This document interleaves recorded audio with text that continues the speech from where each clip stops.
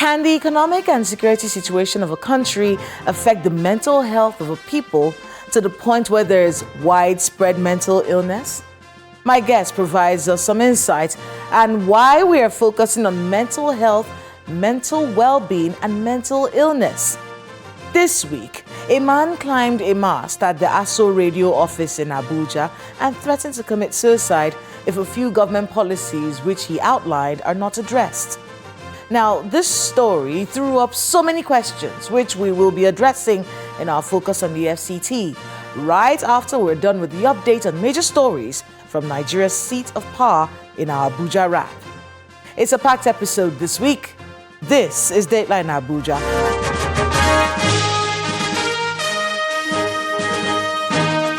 Hello and welcome to Dateline Abuja. I'm Kayla Megwa.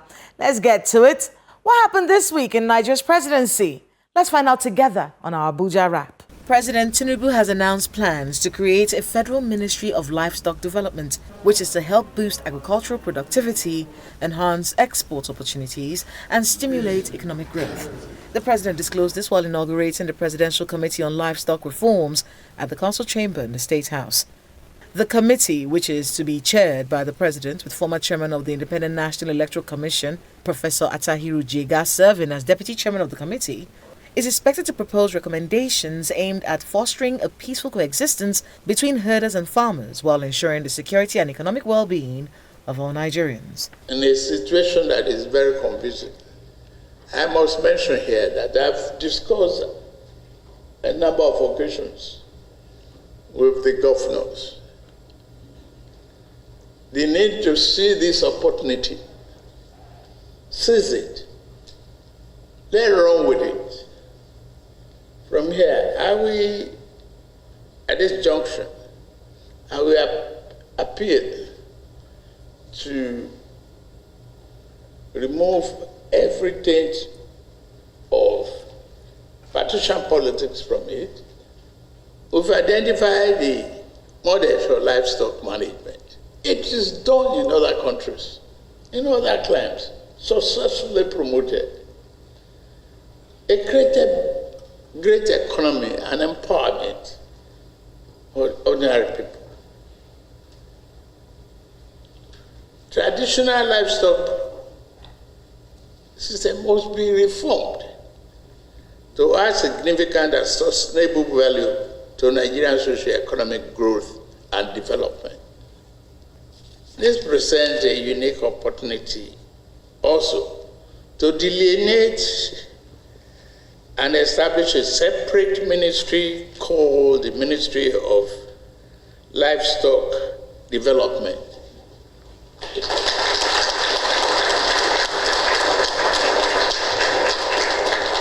We develop the economy, give people opportunity to excel. The federal government is optimistic that the impasse over the new minimum wage will be resolved next week. The Ministers of Information and Labour gave this indication after the closed-door session between President Bola Tinubu and the leaders of organised labour in the State House. The meeting, which lasted about an hour, is to reconvene next week. The Supreme Court has ruled that the federal government should henceforth pay allocations directly to local government councils from the Federation account.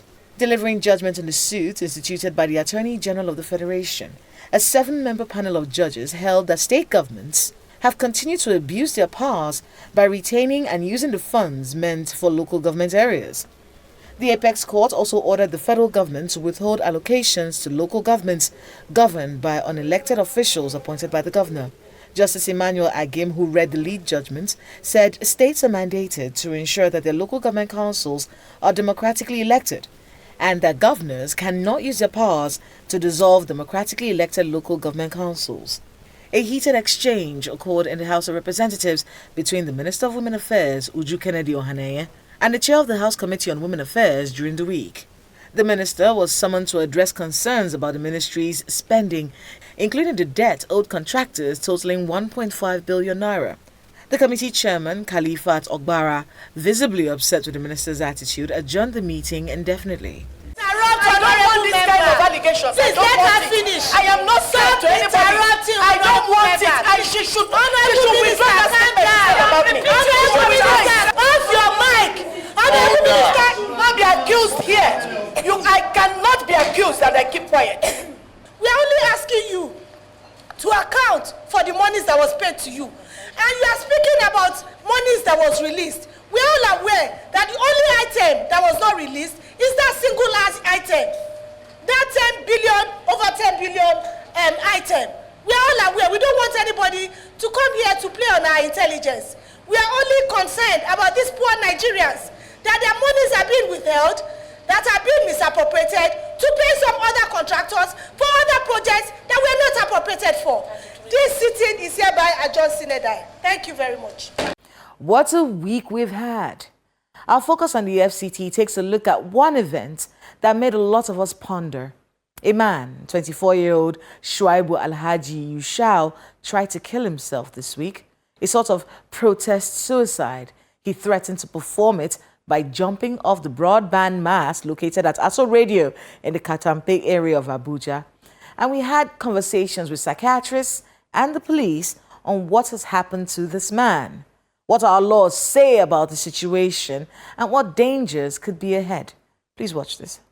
It all started with a distress call made to the FCT Police Command around 9:10 a.m. on Monday, July the 8th, when concerned citizens reported the distressing sight of a man identified as 24-year-old Shuaibu Alhaji Yushau, who had climbed the 120-foot high broadband mast at Aso Radio in Katampe in protest, threatening to commit suicide. A very pensive Yushau stares at the drones circling him, a troubled look in his eyes. He claimed he had been monitoring the mast for a whole week before deciding to climb it. In the note he wrote and left on the ground before climbing the mast, Yushau made various demands which he said would alleviate the hardship in the country. The note reads, "On behalf of fellow Nigerians, I demand the following. Government should return fuel subsidy. Government should declare a state of emergency in Zamfara, Sokoto, Kebbi, Katsina, Kaduna, Niger and Borno states on insecurity matters and take immediate action to clear terrorism in the above-listed states and the country at large. Government should open borders for food importation in order to eradicate food shortage in the country. Government should immediately respond to the problem of out-of-school children, which is increasing rapidly. These are the major Nigerian problems, and I am ready to sacrifice my life for the solution to them.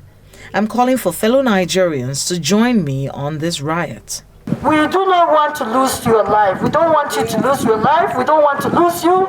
We need you around. Negotiations to bring him down safely from the mast begin with the FCT Emergency Management Department Acting Director General.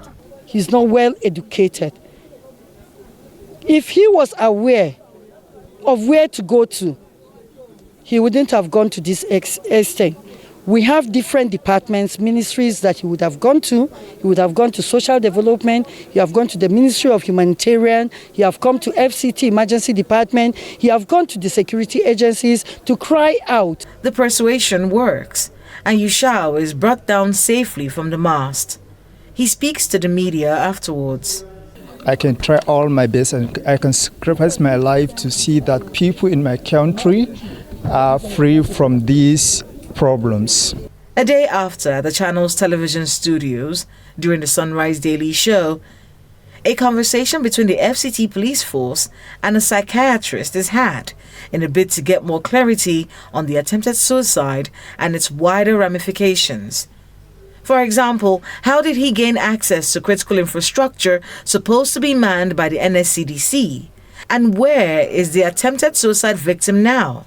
Well, we have the security agencies, the NSCDC personnel around, but he gained access into the premises, claiming he's going for an interview, which nobody suspected that he was going for something else. So it was up there when they got to know. So right now, there's an active investigation that has been opened to unravel what happened. How did this gentleman got access to that mast and climbed down without nobody noticing him? All the security personnel on duty are also being interviewed on that. So when were able to rescue him yesterday. We had interaction with him one-on-one. He has no mental health issue at all.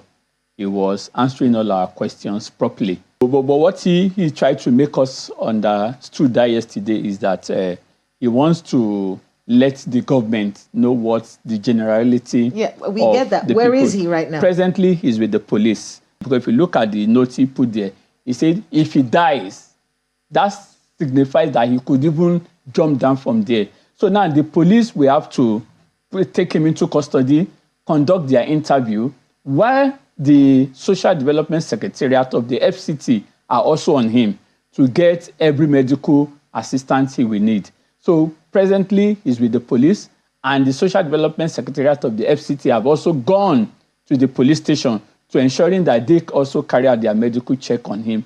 Nigeria's Penal Code and Criminal Code both classify suicide as a misdemeanor. Nigeria's Penal Code, which is adhered to in Abuja, classifies Yushal's act of attempted suicide as a crime in sections 231, 111, and 114. According to the law, he could be charged for attempted suicide, disturbance of public peace, and incitement. Section 231 of the Penal Code states, quote, "Whoever attempts to commit suicide and does any act towards the commission of such offense shall be punished with imprisonment for a term which may extend to 1 year, or with a fine, or with both." Similarly, Section 327 of the Criminal Code states that, quote, "Any person who attempts to kill himself is guilty of a misdemeanor and is liable to imprisonment for 1 year," end quote. The chief consultant psychiatrist and past president of the Association of Psychiatrists in Nigeria, Professor Owedoho Udofia, takes issue with the concept of punishing people who've attempted suicide. I'm a bit worried from what I've heard. Yes. Someone, we've been told that he climbed, the pylon is over 100 meters. I can't remember the meters he mentioned. He sat there for like 3-4 hours. He now climbed down. The guy is clearly dehydrated from where I am. So anybody who said that he was I'm not even talking about mental health. I'm saying that the guy would have been so exhausted going all the way up there and sat there for some time, and the air current and things, that the guy is bloody dehydrated. And anybody saying that he is physically well, let's not even talk about mental illness. Someone who has done all that, climbed all the way, came down, and is being kept by the police overnight. I think whoever is in charge of that should answer questions. He should go straight to a hospital. He should be examined by the doctors.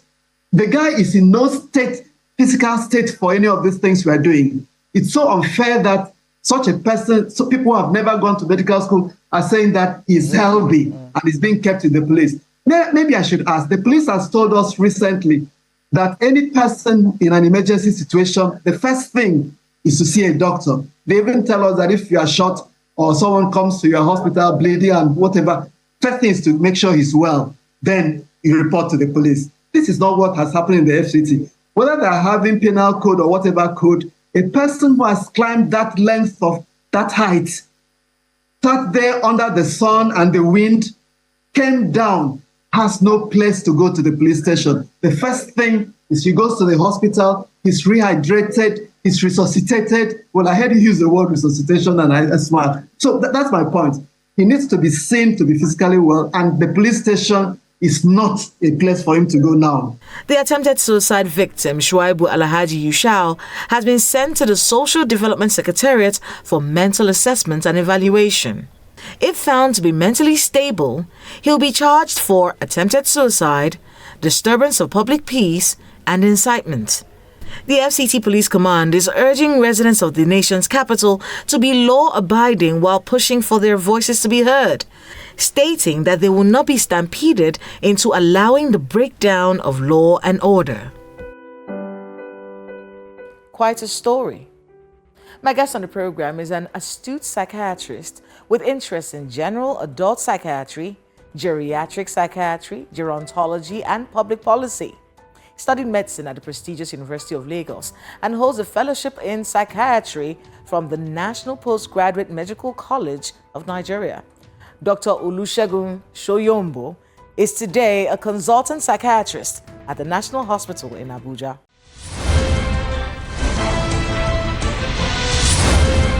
Dr. Shoyombo, welcome to Dateline Abuja. Thank you, Kayla, for having me. So let's talk a bit about what happened, with the man who climbed the mast. When you were looking at that story, what went through your mind? As a psychiatrist, of course.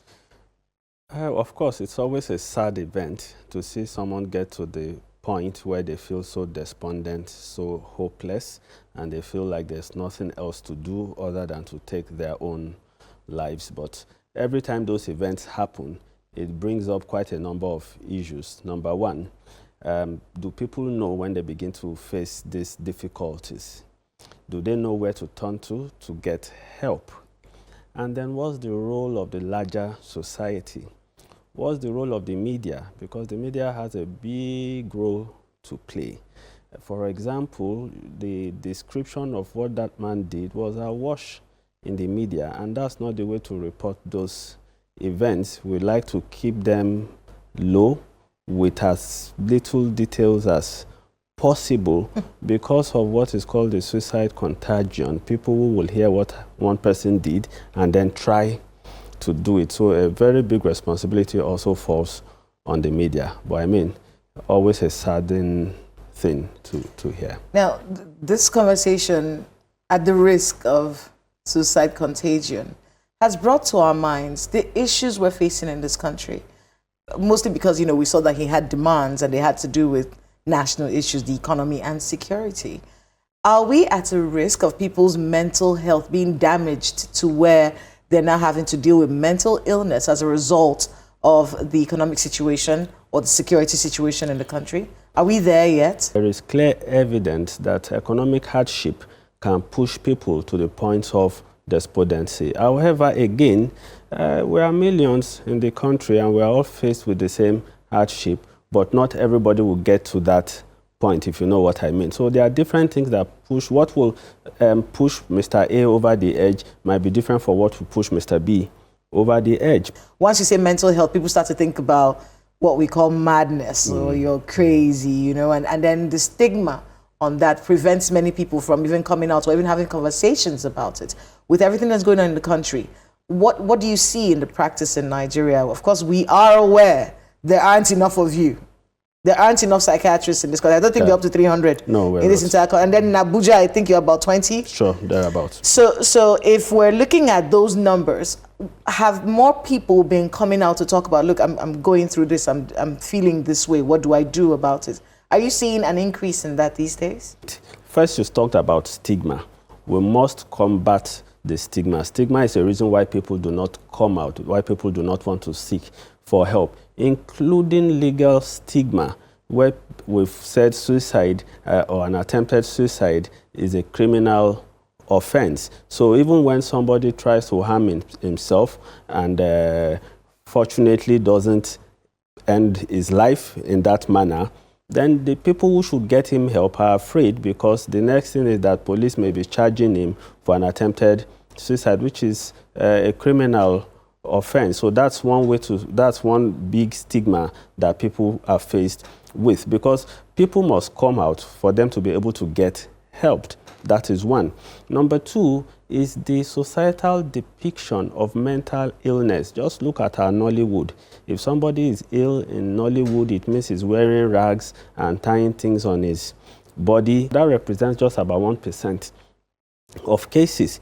There are many conditions that come under the broad headings of mental illnesses, from anxiety disorders to depression, bipolar, schizophrenia, eating disorders, sleep disorders, sexual disorders, disorders with onset in childhood like attention deficit hyperactivity disorder, autism, and things like so. Several of them. So people need not have that negative attachment, madness, as they call it, to what is called a mental illness. Have people been coming? Yes.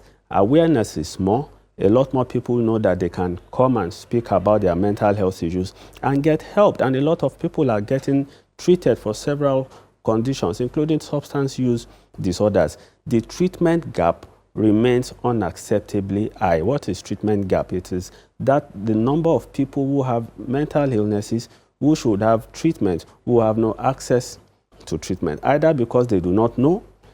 One of the reasons is because people would attribute mental illnesses to spiritual attacks, so they go to the wrong places. Or people in rural areas or who are far from treatment centers, or people who do not have the financial wherewithal to seek treatment in proper places. So the treatment gaps remain unacceptably high. Let's talk a bit about this law.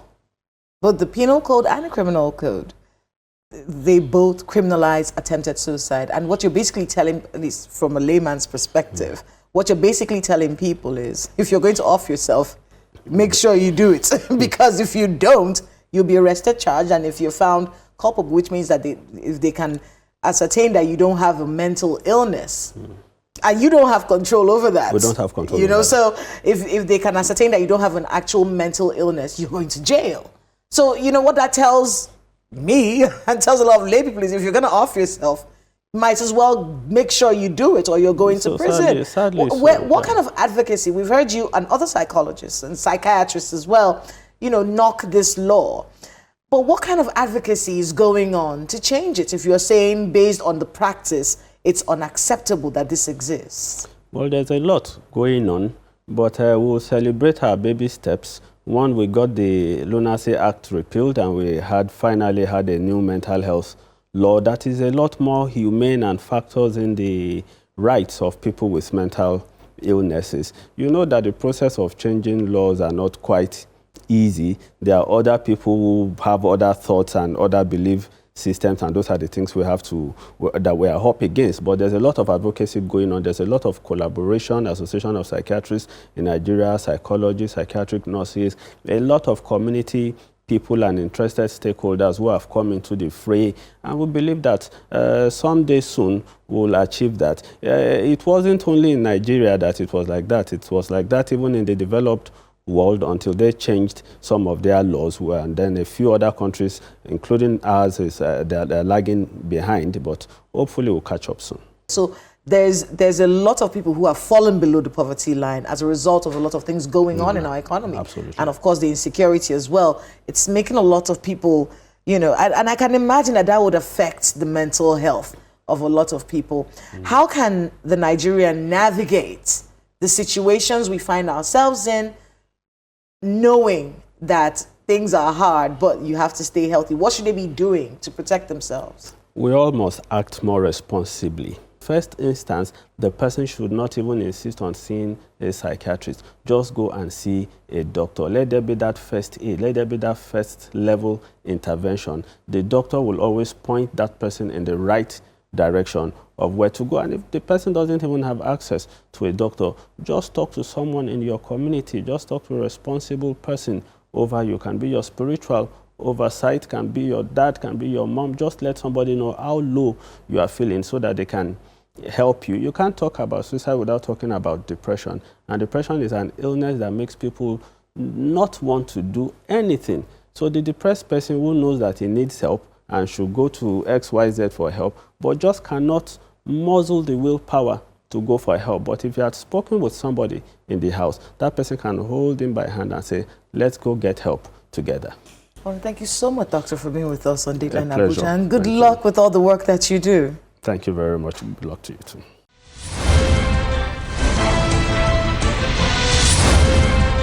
Thanks to my guest and to everyone who spoke to us today on the program. There's this quote from the writer Matt Haig. Mental health problems don't define who you are. They're something you experience. You walk in the rain and you feel the rain, but you are not the rain. The stigma of mental illness has forced millions to suffer in silence, turning to all kinds of opioids as relief.